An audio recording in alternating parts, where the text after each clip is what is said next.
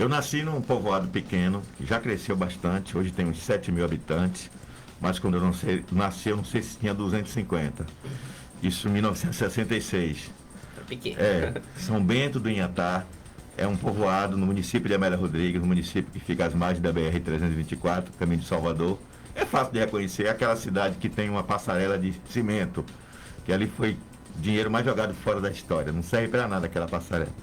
Bom, mas voltando ao foco, eu nasci de uma família, de um pai que já era um homem idoso, casou com minha mãe, que ainda era relativamente nova, e eu nasci depois de 10 anos de casamento. Diz minha mãe que quando eu nasci, acharam que eu nasci morto e me jogaram lá num plástico, parece que tinha resto de parto em mim, e aí eu comecei a querer respirar, e no fim eu sobrevivi, eu sou um sobrevivente desde o dia que nasci.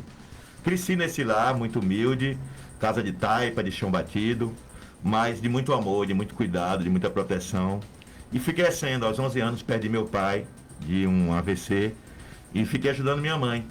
Eu ajudava minha mãe na roça, na lavoura, capinando, e também trabalhava numa serraria carregando tora de madeira com mais 7 homens, que a gente carregava as toras de madeira para que fosse feita as tábuas de onde se fabricava os móveis na marcenaria.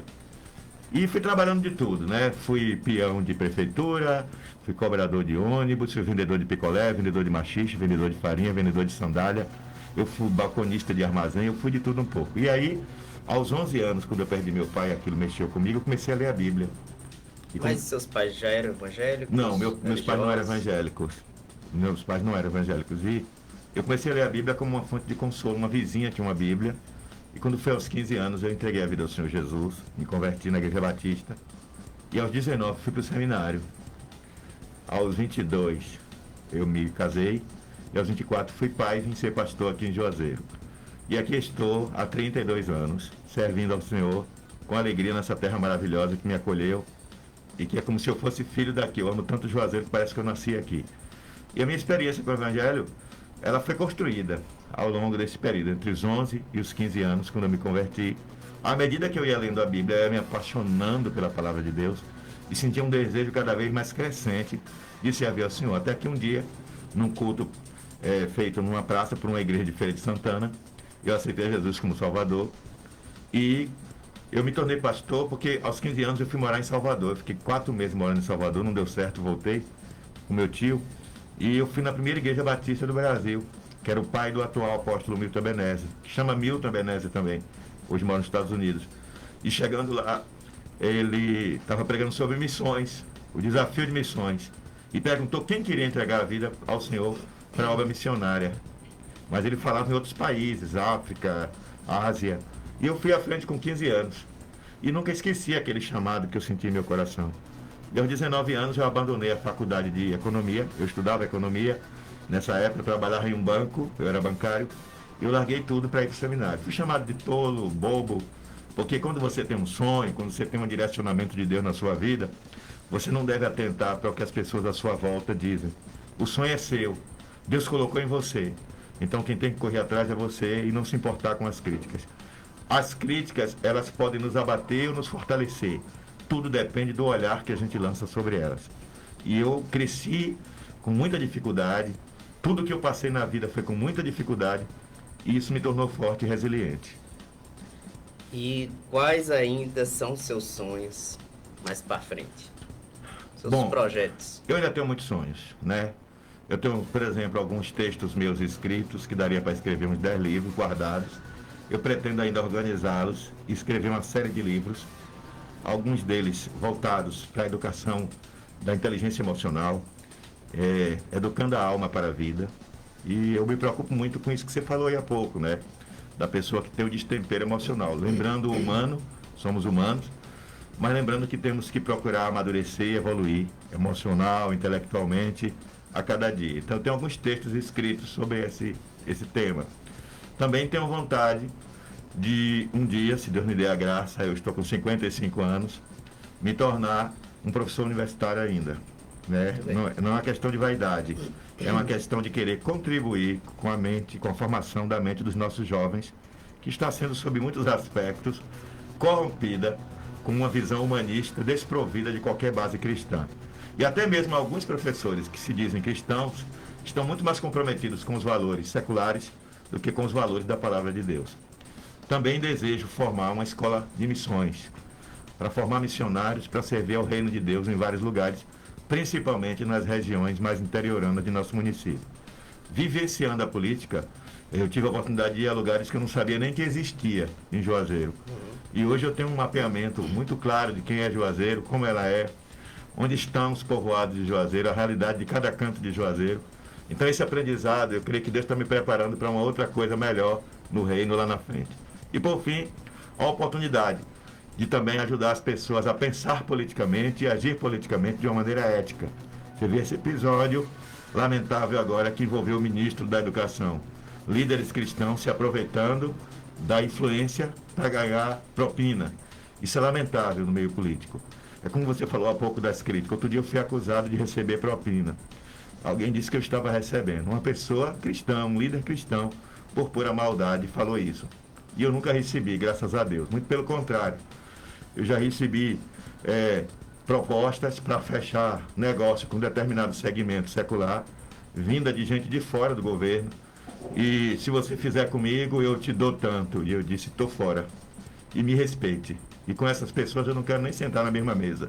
Então, no meio político, a gente lida com todo tipo de gente. Tem as pessoas, você falou de interesse, que agem por interesse, mas agem com ética.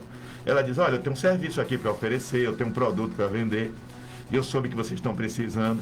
E a minha resposta, eu aprendi desde cedo a ser transparente. A minha resposta é sempre técnica. Olha, vai abrir um processo de disputa, uma licitação, você se inscreve e concorre. Se você ganhar, você será o nosso fornecedor ou o nosso prestador de serviço. Então, essa lição eu trouxe para a minha vida. Eu quero que as coisas sejam sempre feitas com o máximo de lisura e de transparência, porque a crítica vai sempre existir, mas se você agiu com integridade, ninguém vai poder dizer nada. Recentemente, por exemplo, nós cancelamos uma possibilidade que estava ainda em análise de alguns cursos que iam ser oferecidos pela prefeitura, porque havia algumas incongruências, algumas inconsistências. Eu vi, inclusive, E aí alguém, por pura maldade, disse que eu dei um golpe. Botou lá, golpe em cima de golpe.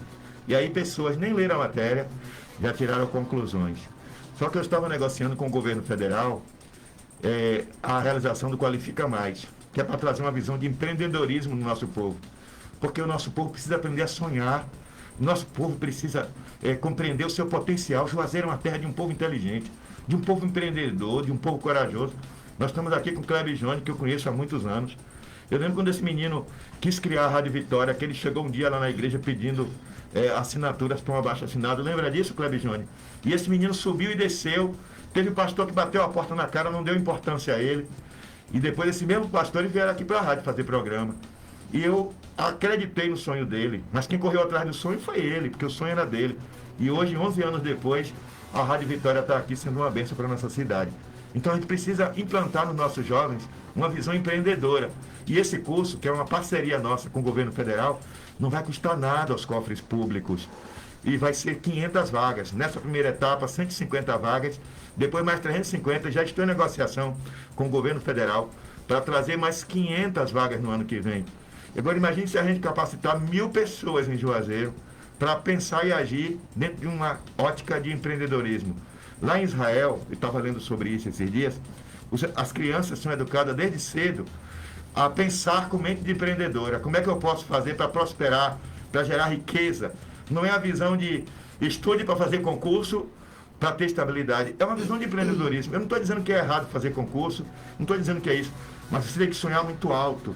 Porque se você mira no sol e você alcança a lua, você já foi muito longe. Mas se você mira somente dá um passo ou dois, você não vai muito longe. Então as nossas crianças, os nossos jovens, precisam ser estimulados a um desenvolvimento. O nome da secretaria que eu estou é Desenvolvimento Social. E esses cursos estão sendo ofertados na periferia de Juazeiro, onde existem muitos jovens com grande potencial e que são pouco aproveitados. Então eu vejo as coisas com essa ótica, entendeu, Rogério? Entendi. E o que você falou tem todo sentido, né? Porque nem todo mundo, né, vai prestar concurso público. Eu já fiz vários concursos públicos e sei que a concorrência é muito difícil hoje em dia. Você se forma, faz seu curso superior. E, por exemplo, o concurso da Bahia que eu fiz, eram 5 vagas e mais de 600 inscritos. Então, realmente, é muito difícil hoje em dia Você achar que vai fazer um curso superior e logo vai ter trabalho. Eu passei vários anos, inclusive, depois que eu me formei, para poder trabalhar como professor.